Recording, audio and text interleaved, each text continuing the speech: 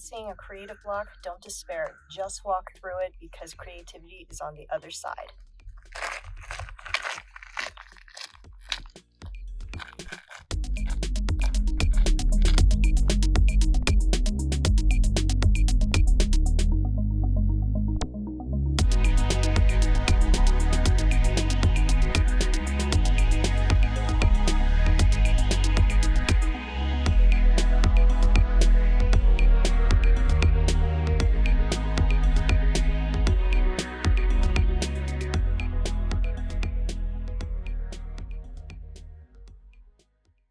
Hello again, everybody. This week I want to do something a little different and also talk about something that's been going on. I had again the opportunity to go to Hawaii, which was phenomenal and amazing.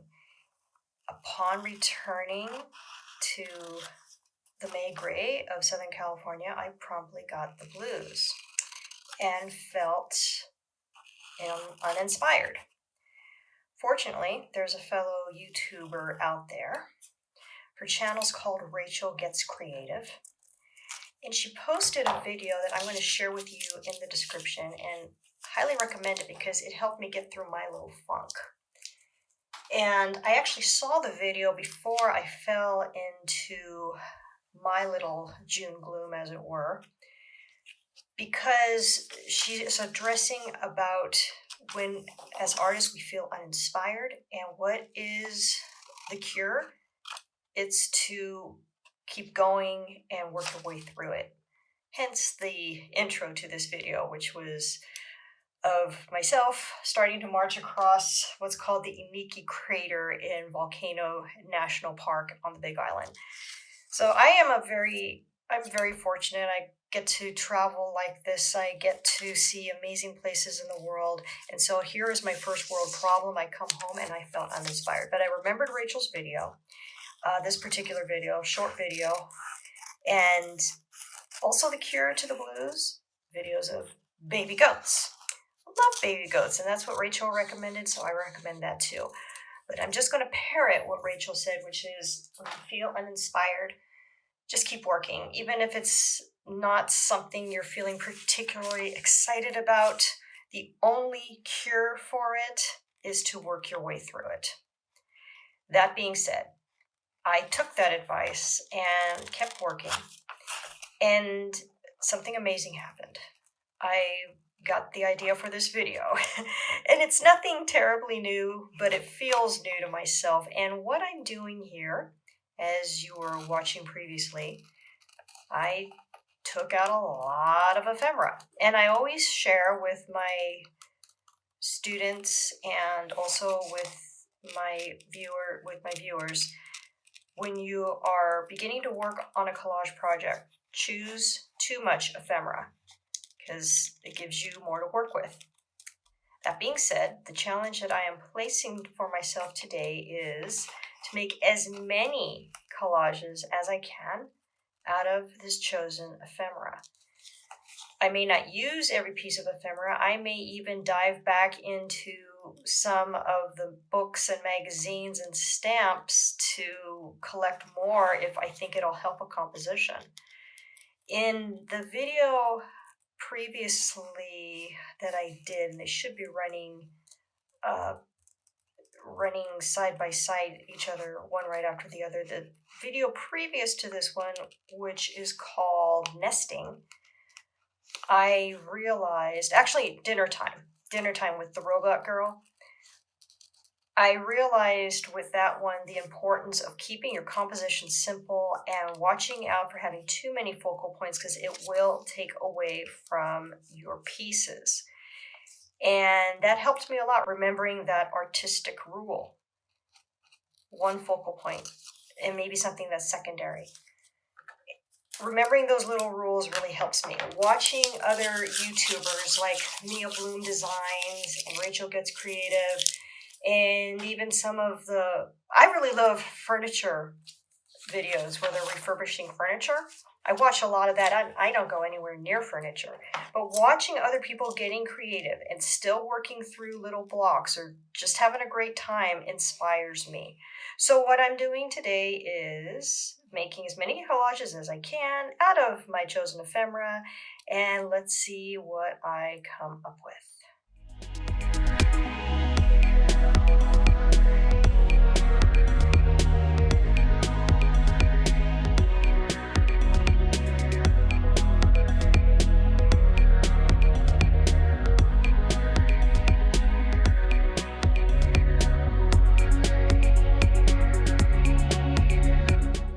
As noted during the searching process for the ephemera, this old book about, I don't really know what, it's the general history of Virginia, New England, and the Summer Isles.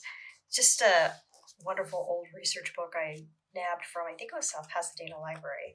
That is my handiwork. I was using this as drawing paper, and I just wanted to point that out that sometimes having your own hand drawn elements to a collage can definitely add a personal touch. In Mia's videos, she makes her own collage paper, and in nearly all the cases, she does something that is using different materials like credit cards to create serrated edges and then making the marks. So it's definitely something to think about and not a technique I often use, but I certainly want to promote. So think about that when working on your collages, adding that little bit of a handwritten element.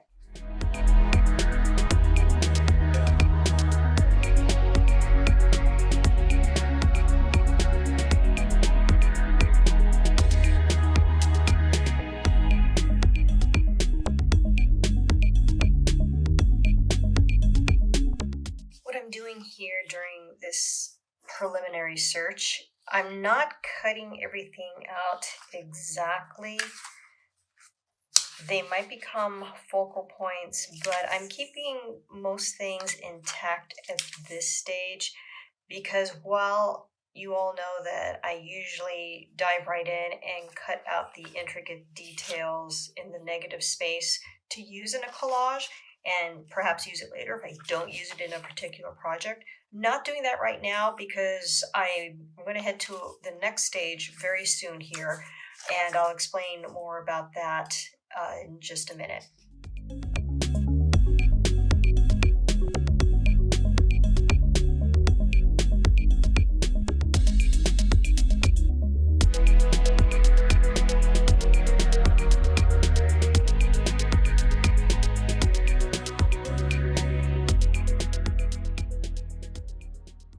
We've returned to the beginning.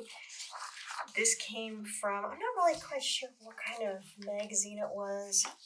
It's old, it's from 1979. It's not really a magazine, it's a booklet on the movies that came out in 1979, one of which was Eyes of Laura Mars. So I'm going to date myself. I was 9 years old when this movie came out, and I wanted to see it because, well, her name was Laura. No, my parents did not take me to see it, and I've actually never seen the movie. It's looks like it was a John Carpenter movie. I'm kind of scared. And I was just pointing that out because how funny was that? It's a really cool book with some really great vintage material because of old movies. Like here, The Towering Inferno. I think I did see that in the movie. Anyway, there's things I probably shouldn't show. I'm not certain how much material I'm going to use from this book because it's highly recognizable. There's major copyright issues. I did grab the image of Charlie Chaplin because there's a little more leeway maybe with him. I'm not sure. It's not public domain, but I might be able to get away with it a little bit more. That's the whole thing that's interesting about collage work, and I know several people have asked me about copyright when in terms of selling the work. My understanding, although laws change every day, is that if you manipulate it and alter it enough, it's okay to use in collage work and possibly for sale. That being said, again, I'm not a historian and I'm not a lawyer. So if you really have questions about that, there's probably a YouTube video out there that would help us both with that question. But in any case, my standby is if you alter it enough, you should be okay. It's another reason why I don't prefer to use known celebrities in my work. Besides, I like having something unique. I'm sure this is a high fashion model. I do not know her name, but she's not recognizable immediately, like somebody say like Elle Macpherson or Cindy Crawford or anybody like that. So I should be okay if I use this, and I'm going to alter it a lot anyway.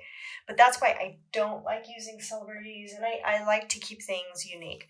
I grabbed several elements from a old stamp book that my dear editor has, and he's allowing me to use for the sake of my craft. I love old stamps. I love anything vintage. Stamps are my favorite thing. I collected them when I was in 4th grade, and I haven't collected them since, but maybe I want to get back to that. But back to this project where I want to make as many collages as I can out of all the goodness I have right here. I'm also going to bring out some other scraps that are on the table, and you will probably remember these from just videos a few videos ago. I still love these images. I still want to use them, or I could make them into something to see how many collages can I make out of the material I have provided for myself. That's the goal. That's what I want to work with, and I think I'll have fun with that. So the reason why I did not cut some of these pictures out really precise is I'm not sure I'm going to use them. And it's not that I don't want to waste my time, but if I'm not feeling it, I'm not going to bother cutting stuff out immediately. I want to take my time and search through what I have. What's going to be a good focal point? Am I going to be making a larger scale collage, or will I be making something that is minimal? What will be some design aspects going on, that these aren't going to be focal points, but they might provide design? That's the kind of stuff I'm thinking about, and so I start sorting. These smaller itty bitty bits that I did carefully cut out because I do like using them, using these smaller pieces. I had 2 of these. Okay, I don't know where the other one went. Oh, here they are. They're easy to lose too, but I like cutting them out, set them off to the side, probably put them with my stamps. I haven't done any precise cutting with the stamps just yet because I don't know which stamps I'm going to use. And although I like having things that are precisely cut, even if I don't use them in a collage, the problem is keeping them safe for the next collage. And these kind of stamps, because this is the focal point of the stamp, he's the focal point. So will it translate into being the focal point for one of my collages? There is an image I got early on. It's a smaller image. It's great. It's very, very much a focal point. It was the focal point of that page. I think it was just this picture in text. So this is automatically born to be a focal point. Is it going to be a focal point in a collage? That remains to be seen. Same with the Mask of Tutankhamun. Still haven't used that one yet. So I'm just sorting right now. What's a focal point? What's a secondary? What would be secondary? That remains to be seen. I'm still not 100% sure what my first collage is going to be. Maybe I'll only get one collage out of this. I doubt it, because I always figure out later, I'm like, oh, this would make a good collage. And that's what I discovered when I was working on Dinner Time. And then I realized quickly thereafter I could do the nesting video. And I'll put both links to those videos in the description here as well. So you can look at those if you want to. And something else that is a decorative border, perhaps. I don't usually work with borders, but sometimes they've come to my rescue. See, off to the side here, I was doing this. I'm like, that looks kind of interesting. That's a big maybe. So it's already starting to slowly come together. And that's what we want. So collage number 1, what is going to be first? It's first up. Still sorting. I'm finding, I kept some of these little pieces. Oh, I kept this also. It looks really cool, and I can play with this. It worked really well with that black and white image. Again, just putting things off to the side. I've got these wonderful baubles, the red baubles from dinner time. They're still hanging around. Some more border decorative pieces. Just set them off to the side. This may be focal point, secondary, focal point, either focal point or background for this one. Not sure. This one, nice background, especially if we work with if we work as a minimal, we work with a small collage. This can be a really wonderful background. Put those off to the background sides. Definitely focal point. Do I want to keep cutting? Focal point. Focal points. This could be a focal point also, but with a twist to it. And what I would do with this is cut this out exactly, and probably cut out the hands. I would do something like that, but I'm not sure what I want to do with it yet. And it would be a focal point because it would take up the majority of the picture plane. It's also focal point, but focal point with something else going on, like this fruit coming out like that. So focal point, but not sure yet. Yeah, focal point, but for a smaller collage. Focal point, smaller collage. Focal point, smaller collage. Secondary design. Focal point. Secondary. Border. Background.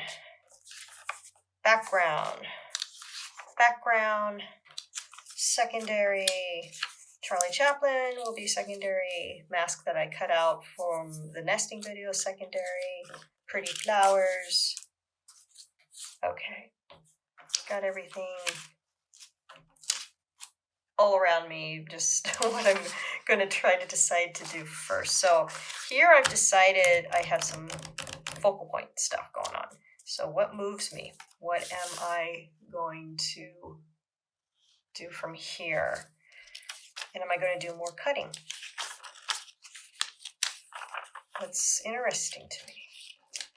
I think I'll think in time lapse.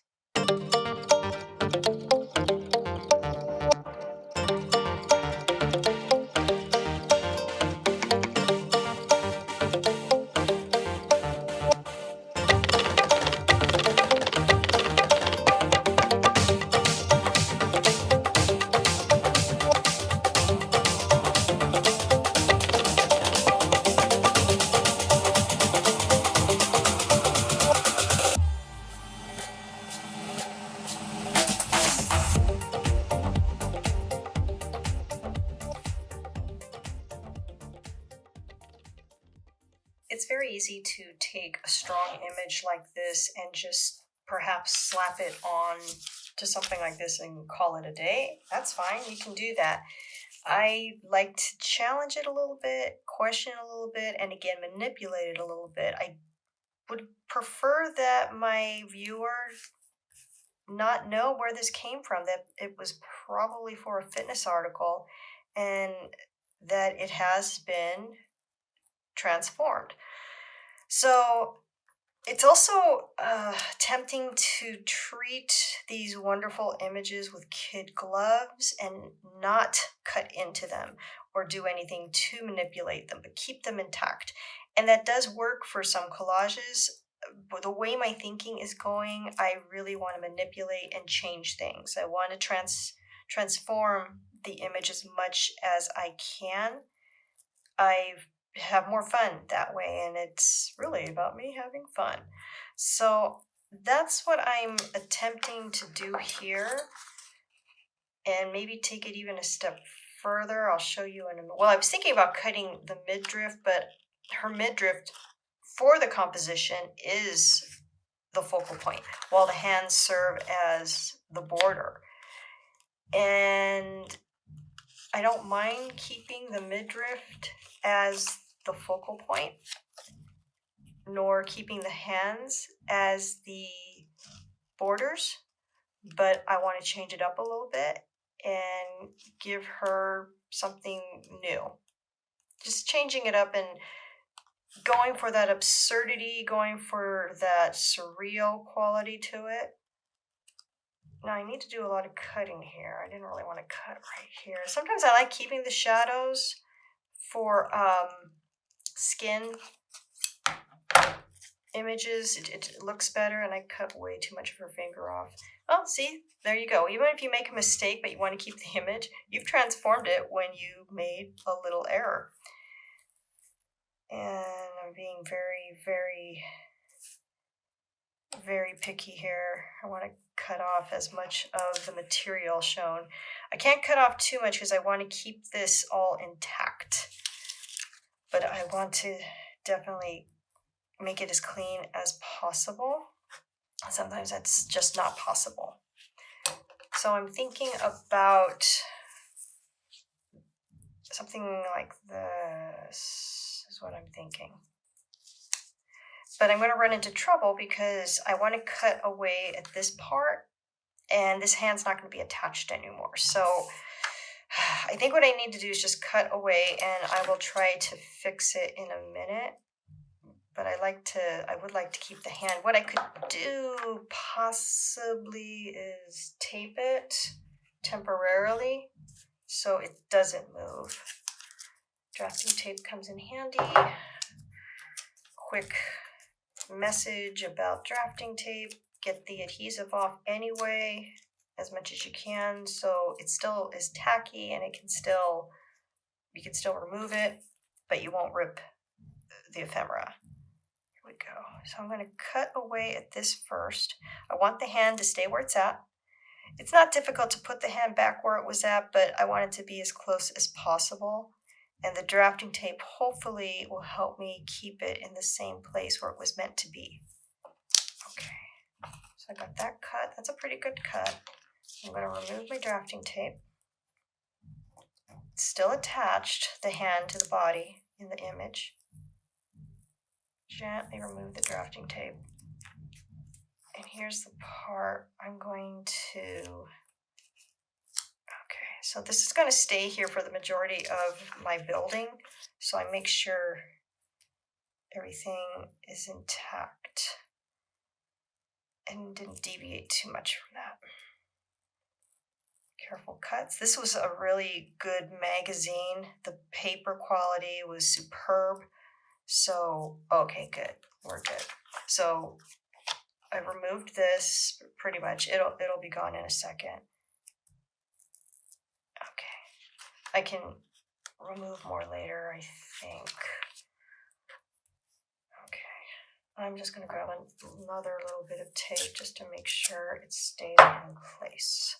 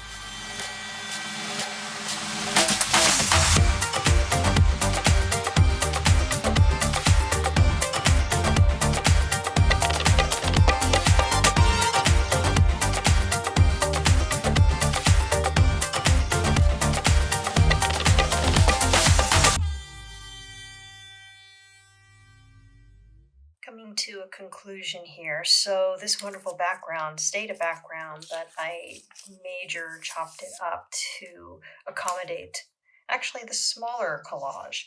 that I was working on. I did have some issues with ripping with that drafting tape. So again, be careful with when using drafting tape. Although there are some wonderful products out there that are drafting tape and they don't cause too much ripping, but I would still try to remove the adhesive as much as possible. I also cheated a little. I went and grabbed some images that I knew would accommodate what I wanted to accomplish here. I couldn't find a large enough eye that I wanted to use in the end for this collage. I thought the eye was reminiscent of hieroglyphics, and I wanted to maintain that since I'm using an Egyptian border. So I went and grabbed an eye. And although I liked these lips, and this was among my chosen ephemera, I wanted to try something else, maybe something that was going to stand out more, and these wild 80 lips worked out very well. I considered using her eye, but I think this eye works way better, and I got it from this image. Then to also maintain that antiquated feeling, I used my vintage stamps, kept them, center along with this jeweled watch image. So it's a nice contrast between contemporary, vintage, and it's kind of sensual, which I like also. Do I want to overlap or tuck pieces underneath the border? I've been playing with that a little bit, and I'm not sure. I did want to tuck this side. Why? Because right here, the drafting tape ripped. Oh, no, not that. The drafting tape ripped here. It's kind of noticeable. I'm not going to worry about it too much, but there's some design, something left over from the original picture that I'm not too crazy about. It doesn't add anything to the picture, so I want to maybe tuck that in. I thought about leaving the hand out. Okay, that's kind of what I was going at. I did not glue down these borders because I wanted to do the very thing I'm doing right now, is shift it around and see if I want to have the image overlap or just portions of the image overlap. I think something like this is going to work because we have the image overlapping. This is why I do this delicate cutting, because then you can remove stuff and overlap it, tuck things in, like I tucked in this vintage stamp underneath the hand by doing a clean cut along here, tucked it in and taped it. Here's the other part of this watch, so it kind of bookends it. And then we have our Egyptian border bookending everything. It's only taped right now.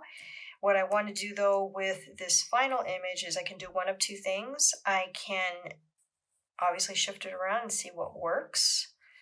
I'm fairly pleased with the way this has turned out. This is why it's important to not treat anything with kid gloves. I loved that midsection image of that model and I wanted to keep it that way, but I am happier with the way this turned out. Major transformation. It's now become something that's unique that I created, and I wouldn't worry about posting this or having to run into any copyright issue. I don't believe so anyway. It would be difficult to imagine. So I'm going to go ahead and I think I'm just going to lightly glue this image to the back of this paper, to this beach background. And the beach background is actually you can't really see it very much. And I'm okay with that because I really wanted that the blue sky, the ocean. And also when I was originally building this, I was going to keep everything on the horizon line. Well, I switched it around. I made it go sideways. And I suggest doing that along with cutting up those images that you don't want to cut up, because that's where you create new things. That's how you inspire yourself. Take those chances. Don't worry about it. It is just paper. It's just paper. I keep trying to tell myself that, and it's hard to imagine, especially after you've kind of fallen in love with the way an image is. the best thing you might be able to do for the composition is taking a chance and cutting it up. And that's painful, but I recommend doing it because it really can make the difference between a good piece and a mediocre piece. So I'm just going to glue the fingers down a little bit so they're not lifting up. They'll probably lift up anyway. I'm not putting on a lot of Mod Podge. Very little, in fact. I'm going to do a little more cutting though, and I'm probably going to use my scissors for this, just to expedite the process. So here's part of the hand. I'm going to cut this off. And we have some of the background showing. I'm going to cut this side off. I'm probably cutting more than I want. Okay. And on this side too, it's definitely showing. I wanted it flush because I really wanted the Egyptian border to be the border to book in this. And I'm actually cutting my border and I don't want to do that, but okay. All right. When I put it into Photoshop, I'm going to crop it a little bit also. And I can take these guys off. I'm just going to use this back. Ooh, I don't want to take these guys off because I'm taping them to the back. So what I will do is I'm going to scan it like this. Scan it like this, and then I can do the cropping and have another background color if I want to. So there's the first collage of this grouping. Like I said, it wasn't only the ephemera I chose, but I knew I had these other pieces because I did a cleanup, and sometimes when you clean up you realize what you have and it feels kind of cool. And took some chances, did a lot of cutting, and I'm pleased with it. So it's a nice little minimal. Maybe there's a lot going on, but I wanted the hieroglyphics on the body to mimic what the border had going on. So collage number 1 is done.